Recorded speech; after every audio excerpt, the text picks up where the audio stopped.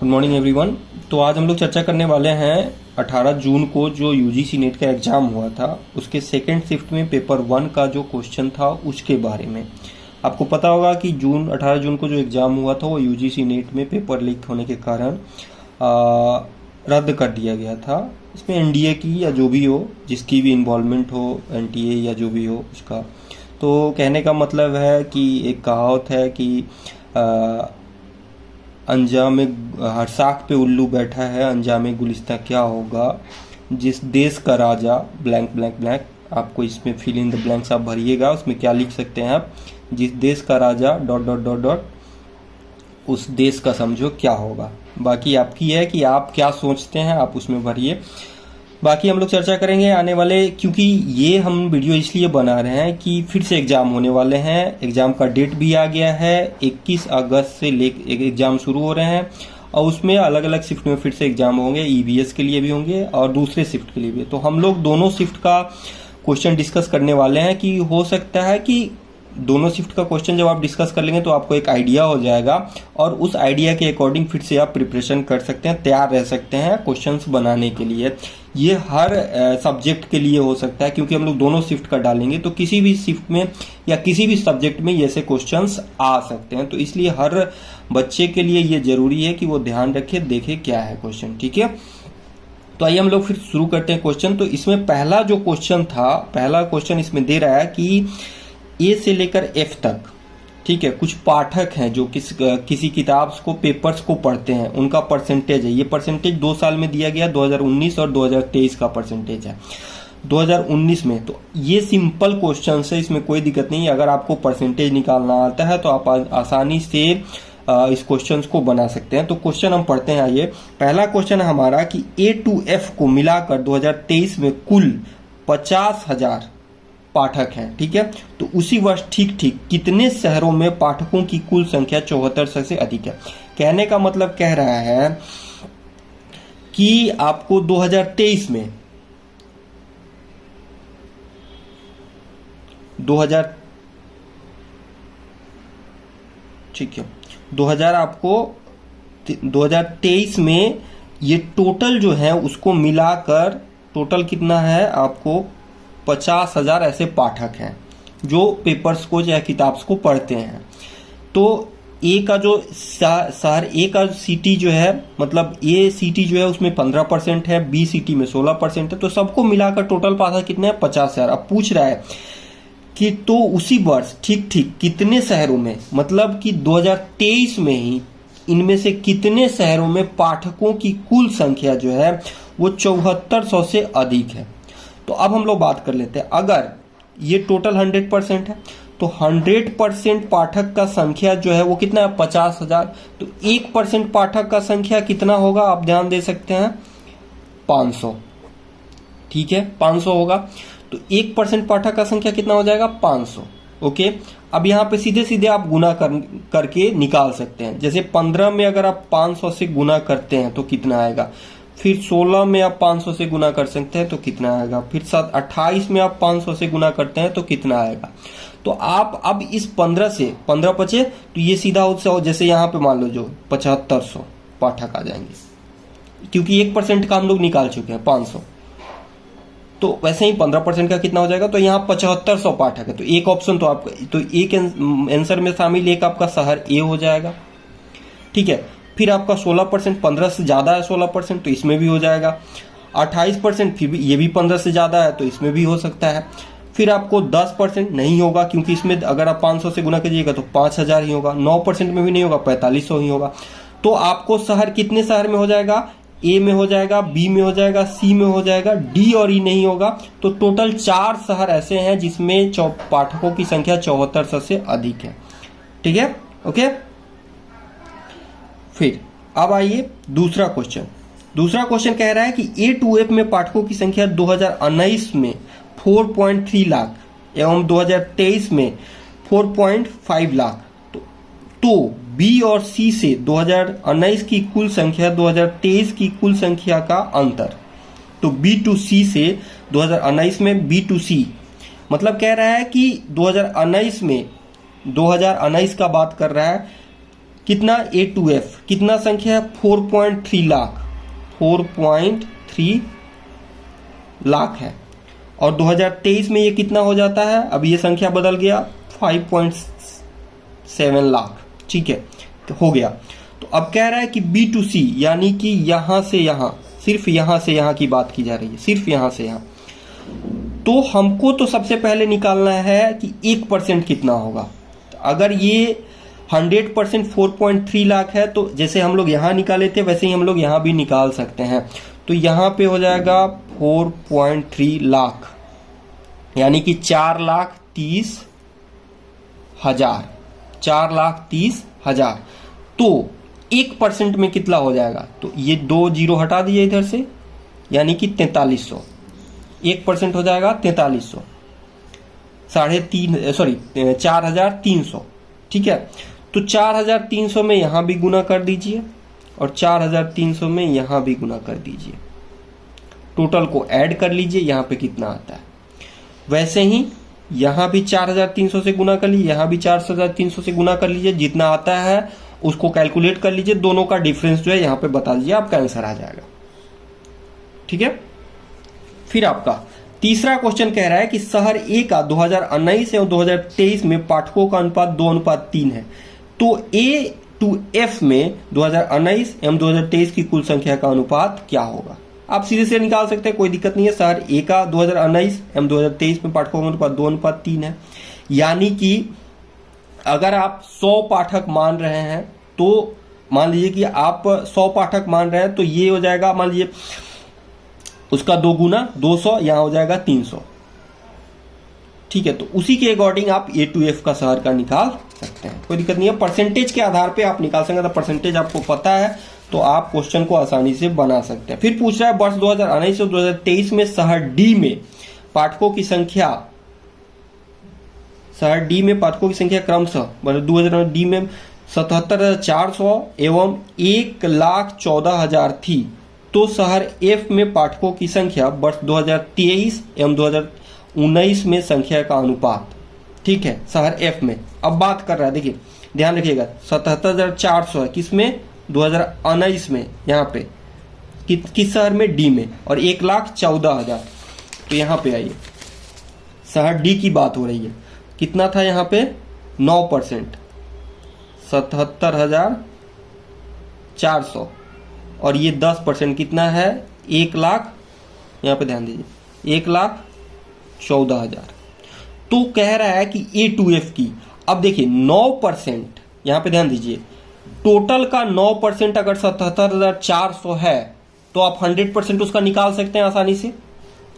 किसी भी टोटल संख्या का अगर 9% इतना है तो आप उसका टोटल निकाल सकते हैं।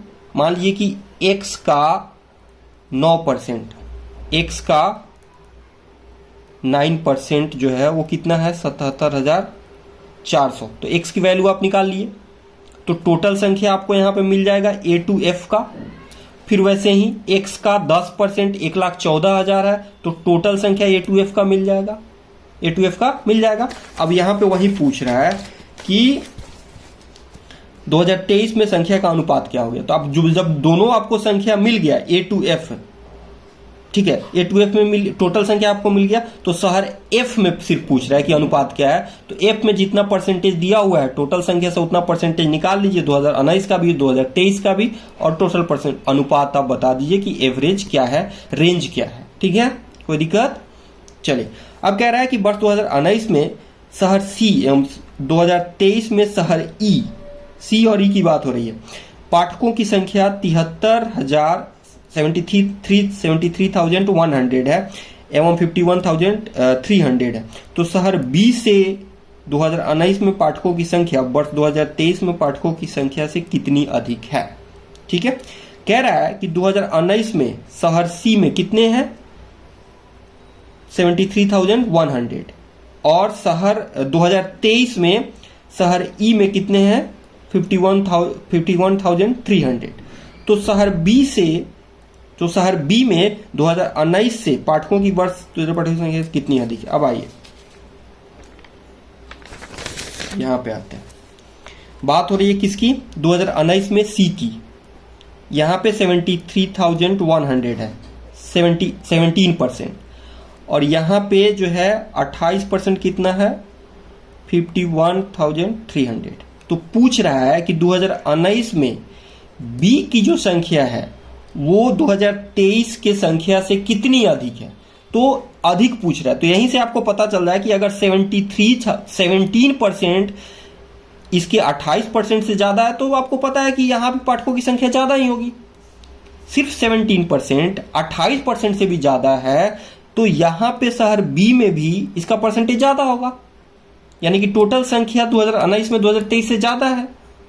तो आप यहां पे भी वैसे ही निकाल सकते हैं कि x जो है टोटल संख्या, x जो है x का 17% कितना है, 73,100। तो टोटल संख्या आपको मिल जाएगा। जब टोटल संख्या मिल जाएगा तो आप b का परसेंटेज निकाल सकते, b शहर में पाठकों का परसेंटेज निकाल सकते हैं।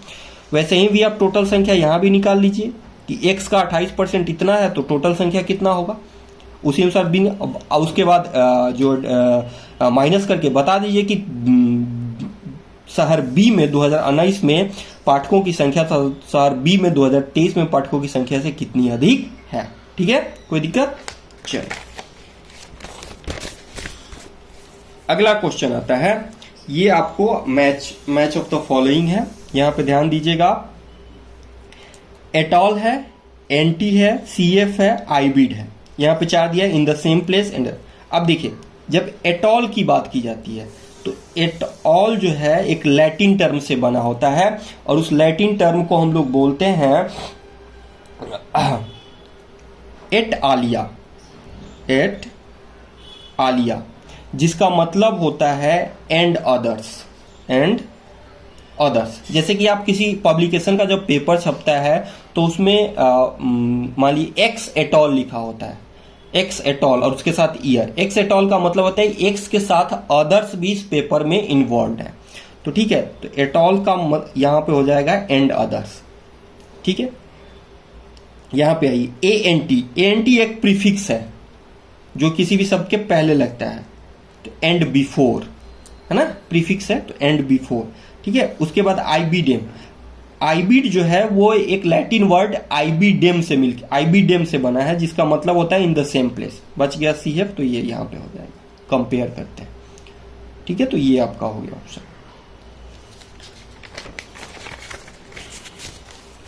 अब पूछ रहा है अगला question, which of the following is essential for photochemical smog.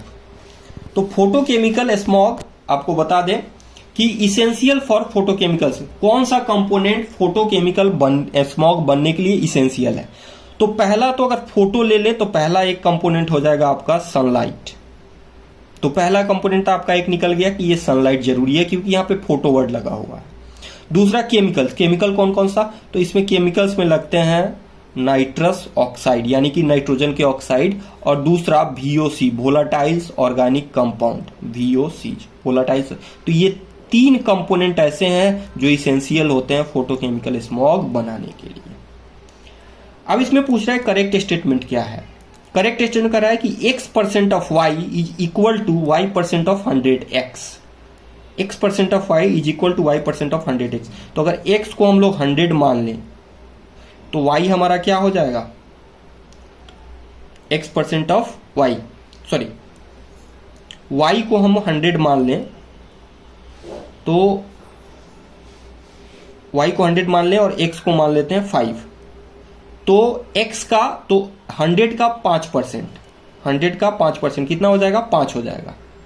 100 का 5% कितना हो जाएगा, 5 हो जाएगा।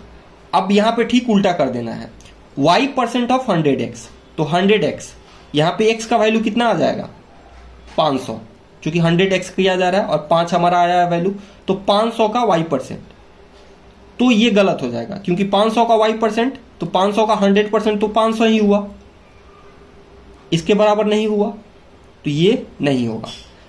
दूसरा है कि a जो है एज 15% मोर देन b, और b इज इतना परसेंट लेस देन a, तो दोनों गलत है। यहां पे बोल रहा है कि b 15% ज्यादा है और यहां पे बोल रहा है कि b जो है वो 13% कम है। तो कोई एक ही सही हो सकता है, या तो b 15% ज्यादा हो सकता है या 13%, सॉरी, या तो ए जो होता है, ए जो हो सकता है वो 15% बी से ज्यादा हो सकता है, या बी ए से 15% कम हो सकता है, कोई एक ही चीज हो सकता है यहाँ पे, तो ये भी नहीं होगा।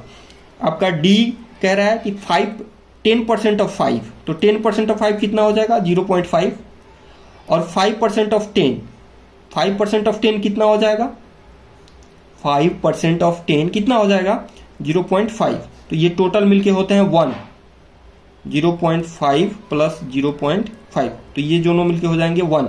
यहाँ पे दिया है कि ऐड अप टू 0.1, ये गलत है, तो ये आपका ऑप्शन यहाँ पे हो जाएगा बी सही। ठीक है, उसके बाद एक ऑप्शन है जिसमें आपको मिलाना है, यहाँ पे दिया हुआ है लीलावती, योग सूत्रा, न्यायिका सूत्रा, न्याय सूत्रा, अर्थशास्त्र। तो अर्थशास्त्र जो होता है वो चाणक्य से मिला हुआ है, योग सूत्रा जो है वो पतंजलि एक किताब है उससे जुड़ा हुआ है, न्याय सूत्रा गौतम जी से है, और लीलावती जो है भास्कराचार्य से है। ठीक है, एक बार फिर से बता दें, योग सूत्रा पतंजलि का है, अर्थशास्त्र चाणक्य से जुड़ा हुआ है, न्याय सूत्रा गौतम का है, और लीलावती जो है वो भास्कराचार्य से है। फिर आता है आपका full form of POP. POP का होता है persistent organic pollutants. Organic pollutants, persistent का मतलब होता है क्लियर, लगातार ये ऑर्गेनिक पॉल्यूटेंट्स बने हुए हैं, मतलब बहुत ज्यादा चेंजेस इसमें नहीं आ रहा है, तो परसिस्टेंट ऑर्गेनिक पॉल्यूटेंट्स। अब पूछ रहा है arrange in the increasing order. अब 6/7 है, 11/13 है, 16/19 है, 19/21 है, तो 7 से 6 में भाग दीजिए, 11 से 13 से 11 में भाग दे दीजिए, 19 को 16 में भाग दीजिए, जितना आता है उसको बढ़ते हुए क्रम में आपको अरेंज कर देना है। ठीक है, यहाँ पे पूछ रहा है कि आपको इनपुट वॉइस फंक्शन कहना है, इनपुट पिन दिखाना है, ये इसके किस नंबर से जुड़ता है, आपको यहाँ पे मिलान करना है। यहाँ पे आ जाइए, कह रहा है कि करेक्ट ऑप्शन कह रहा है कि 25 KB जो है वो 100 MB से बड़ा होता है। तो यहाँ पे जानने वाली चीजें, यहाँ पहले हम यूनिट देख लेते हैं, KB, MB, GB और TB, 3 चीजें, 4 चीजें। KB जो होता है MB से छोटा होता है, MB जो होता है वो GB से छोटा होता है, और GB जो होता है वो TB से छोटा होता है। कोई दिक्कत? अब कह रहा है कि 25 KB 100 AB से बड़ा होता है, ये तो नहीं होगा, पहले ही कट गया। 999 MB 50 GB से बड़ा होता है, ये भी नहीं होता है, क्योंकि 1 GB बराबर होता है 1024 MB। ठीक है, तो ये भी गलत होगा। 3500 KB is equal to 3500 KB 2 GB से बड़ा होता है। 3500 KB 2 GB, 2 GB का मतलब हो गया 2048, यानी कि 2048 MB। ठीक, अच्छा, अब फिर उसमें उससे भी छोटा होता है KB, तो ये भी नहीं होगा। ठीक है, अब कह रहा है इतना MB जो है वो 2 बाइट से छोटा होता है, तो आपका ये जो ऑप्शन होगा, ऑप्शन डी, ये सही होगा। ठीक है, तो ये सीरीज याद रखिएगा, ये जितना अच्छे से याद रखिएगा आप ये क्वेश्चन बना सकते हैं।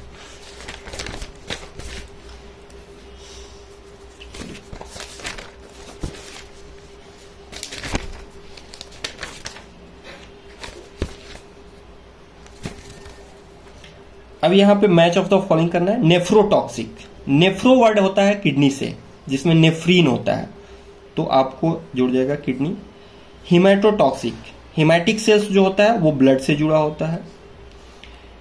पल्मोनरोटॉक्सिक, पल्मोनरी जो होते हैं वो कहाँ पे होते हैं, लंग्स में।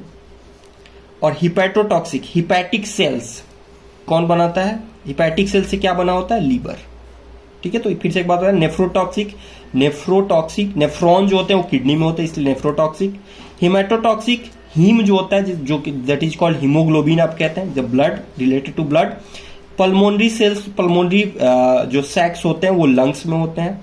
और हिपैटोटॉक्सिक, हिपैटिक सेल्स से क्या बना होता है, लीवर बना होता है। ठीक है, अब देखिए अगला है स्वतंत्रता प्राप्ति के बाद पहला शिक्षा आयोग। ये शिक्षा आयोग था university education commission, university education commission. ये आया था 1948 में और 49 तक ये रहा एक साल। ठीक है, अब कह रहा है कोई भी घोड़ा बिडाल नहीं है। ये नॉर्मल रीजनिंग का थोड़ा सा क्वेश्चन है, थोड़ा सा दिमाग लगाइएगा। ठीक है, कोई भी घोड़ा बिडाल नहीं है, कोई भी बिडाल घोड़ा नहीं है, कोई भी घोड़ा बिडाल नहीं है, कोई भी बिडाल घोड़ा नहीं है, कोई भी घोड़ा गैर बिडाल नहीं है, और सभी गैर घोड़े बिडाल हैं, और सभी गैर बिडाल घोड़े हैं। अब यहां पे ध्यान दीजिए, कोई भी घोड़ा बिडाल नहीं है, यानी कि सभी घोड़े घोड़े हैं और सभी बिडाल बिडाल हैं। ठीक है, इसी को इसमें से बताना है। अब देखिए, कोई भी बिडाल घोड़ा नहीं है, तो यहां पे बिडाल की बात नहीं हुई है, सिर्फ घोड़े की बात हुई है कि कोई भी घोड़ा बिडाल नहीं है। बिडाल जो है वो घोड़ा हो सकता है।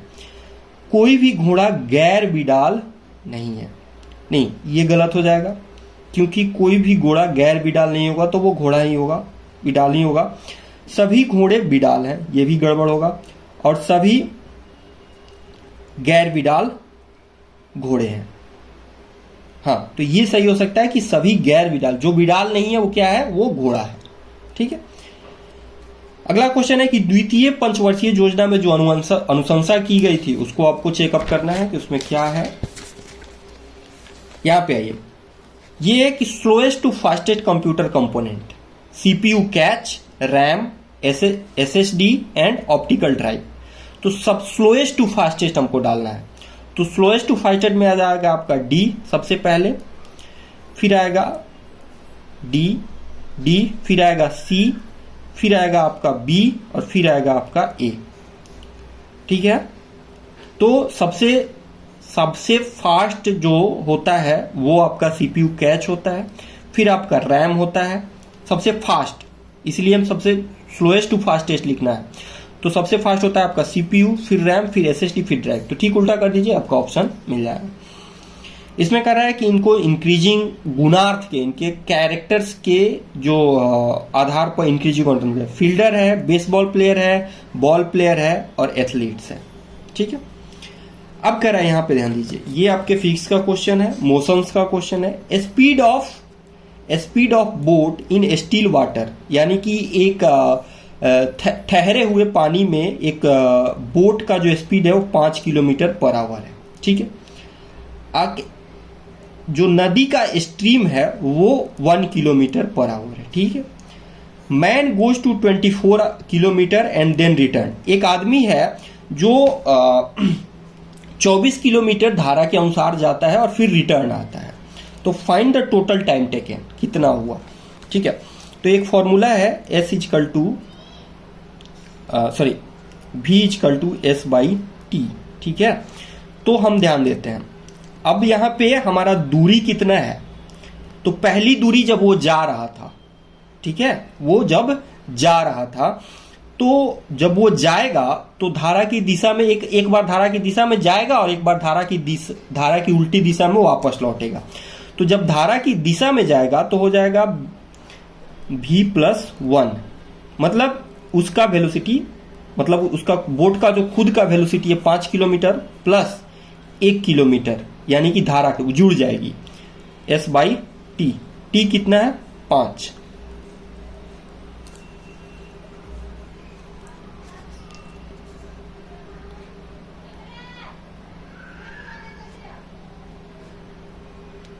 नहीं, टी तो हमको निकालना है। ठीक है, वेरी गुड, टी हमको निकालना है। चलिए, दूरी हमारा हो गया यहाँ पे 24। ठीक है, तो टी को इधर कर दीजिए, तो 24/6, यानी कि यहाँ पे लग गया आपको 6 घंटा।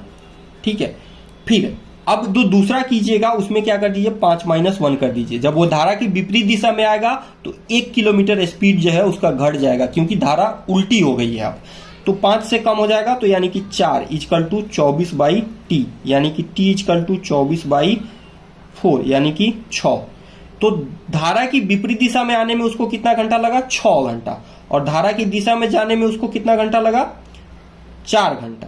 तो टोटल टाइम टेकिंग होगा 10 घंटा। जो 10 आपका ऑप्शन होगा वही आपका आंसर होगा। ठीक है,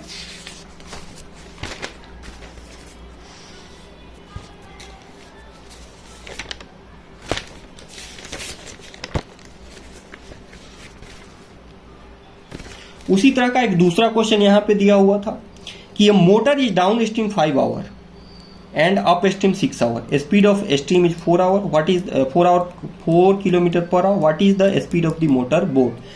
अब देखिए कह रहा है, ध्यान दीजिएगा, कह रहा है कि एक मोटर जो है वो धारा की दिशा में जब जा रही है तो उसको कितना टाइम लग रहा है, 5 घंटा, और जब धारा की विपरीत दिशा में जा रही है तो उसको कितना टाइम लग रहा है, 6 घंटा। स्ट्रीम यानी कि धारा का जो वेग है वो कितना किलोमीटर है, 4 किलोमीटर पर घंटा। तो मोटर का स्पीड क्या होगा, तो हमको यहाँ पे दूरी नहीं मालूम है, दूरी को हम लोग x मान लेते हैं। मान लीजिए हमने दूरी कितना तय किया, x, और स्पीड हमारा, टाइम हमारा पहला कितना लग रहा है, तो मान लीजिए हमको मोटर का स्पीड पता करना है, तो दूरी हो गया मान लीजिए s, ठीक है, समय हो गया 5 घंटा जब हम धारा की दिशा में जा रहे हैं, तो बोट का स्पीड मान लीजिए v, और धारा, जब धारा की दिशा में जा रहे हैं तो v प्लस कितना, 4, ठीक है। तो यहाँ पे जब आप कैलकुलेट कीजिएगा तो हो जाएगा 5v plus 4 equal to s, ठीक। दूसरा कैलकुलेशन, जब धारा की विपरीत दिशा में आएंगे तो v माइनस 4, क्योंकि 4 किलोमीटर उल्टा धारा बह रहा है, इक्वल टू s बाई कितना घंटा, 6 घंटा। तो ये हो जाएगा 6v माइनस 24, तो इक्वल टू s। तो s बराबर 6v माइनस 24, और यहाँ भी s बराबर 4v प्लस 4, तो इन दोनों को इज इक्वल टू कर सकते हैं। तो 5v plus 4 is equal to 6v plus 24। इसको जब आप कैलकुलेट कीजिएगा तो इस v का वैल्यू आपको निकल जाएगा, और v का वैल्यू यहाँ पे आपको आएगा, सॉरी यहाँ पे 20 हो जाएगा ना, v का वैल्यू आपको आ जाएगा 44 किलोमीटर पर आवर। यहाँ पे आपका आंसर हो जाएगा 44 किलोमीटर पर आवर बोट का स्पीड था, ठीक है। अब कह रहा है कि आइडेंटिफाई द करेक्ट, अच्छा ये तो हम लोग उधर बना चुके हैं, वही है SSD वाला क्वेश्चन। कह रहा है mind to mind communication. Mind to mind communication वैसा होता है जिसमें कोई भी सेंसरी ऑर्गन इन्वॉल्व नहीं होता है। तो इसमें एक ऑप्शन को हटा करके बाकी सारे ऑप्शन होते हैं। इसमें कह रहा है नॉइज मैनिपुलेशन। नॉइज मैनिपुलेशन का मतलब होता है ये हल्ला गुल्ला जो होता है, शोर जो होता है, उसके थ्रू कम्युनिकेशन होता है। तो शोर को सुनने के लिए आपको कान की जरूरत पड़ेगी, तो इसलिए ये शामिल नहीं होता, क्योंकि माइंड टू माइंड कम्युनिकेशन में जो होता है वो आपका कोई भी सेंसरी ऑर्गन शामिल नहीं होता है। फिर है match the following. Match the following में आपका है फाइंड है, क्लॉक है, शो है, टाइम है, आरजीबी। अब इसमें आपको कुछ नहीं करना है, इसमें बस ध्यान देना है कि ये लेटर के बीच में क्या डिफरेंस है या क्या रिलेशन है। तो जैसे मान लीजिए फॉर एग्जांपल हम लोग एक ले लेते हैं, ठीक है, एफ और आई के बीच में क्या डिफरेंस है, तो एफ जी एच आई, तो जी और एच यानी कि 2 का डिफरेंस है, ठीक है, 2 का डिफरेंस है। फिर एन और डी के बीच क्या डिफरेंस है, तो डी से चलिए, तो D E F G H I J K L M N, तो 9 का डिफरेंस है, मतलब 9। अच्छा फिर यहां आ जाइए डी जी एल बी, तो डी और जी के बीच में क्या डिफरेंस है, तो डी ई और एफ 2 का, और एल और बी के बीच में क्या है, तो बी के बाद C D E F G H I J K L, यहां भी आपको कितने का डिफरेंस आ रहा है, 9 का डिफरेंस आ रहा है। तो यानी कि ये सही है।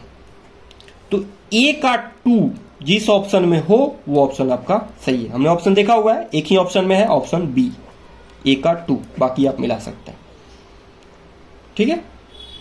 अब अगला क्वेश्चन है कि नेशनल क्रेडिट फ्रेमवर्क, एक नया नेशनल क्रेडिट फ्रेमवर्क है जिसके अकॉर्डिंग बीई और बीटेक 4 साल का जो ग्रेजुएशन कोर्स है उसका क्रेडिट स्कोर क्या है, उसका क्रेडिट स्कोर है 6। तो जिस ऑप्शन में आपका 6 हो, ये नेशनल क्रेडिट फ्रेमवर्क के अनुसार 4 साल का जो बीई बीटेक का जो ग्रेजुएशन कोर्स होता है उसका क्रेडिट स्कोर क्या है, क्रेडिट स्कोर है 6, ठीक है। तो आई थिंक आपने वीडियो को समझा होगा। अगर कोई परेशानी हो तो आप कमेंट बॉक्स में जरूर बताइएगा। वीडियो को लाइक कीजिए, चैनल को सब्सक्राइब कर लीजिए, क्योंकि आगे भी हम लोग अगले शिफ्ट का भी हम लोग पेपर 1 का भी वीडियो अपलोड करेंगे, पेपर 2 का भी क्वेश्चन आंसर हम लोग अपलोड करने वाले हैं। आईसीएमआर का फॉर्म आ गया है, आईसीएमआर फॉर्म आप भरिए, उसमें एक चीज दिक्कत है, हम आपको उसके लिए वीडियो बना के अपलोड करने वाले हैं, तो लाइक एंड सब्सक्राइब कर लीजिए। आईसीएमआर का भी हम लोग जनरल एप्टीट्यूड का क्वेश्चन डालेंगे, ताकि क्योंकि 50 नंबर का आईसीएमआर का जनरल एप्टीट्यूड का क्वेश्चन होता है और वो काफी इंपॉर्टेंट होता है, मार्क गेनिंग होता है, प्लस पॉइंट होता है आपके लिए, काफी इजी होता है। तो हम आपको बताएंगे कहां कहां से आपसे क्वेश्चन पूछे जाते हैं, एक आइडिया हो जाएगा जब आप प्रीवियस ईयर क्वेश्चन बना लेंगे, तो आपके लिए फायदेमंद होगा। ठीक है, थैंक यू।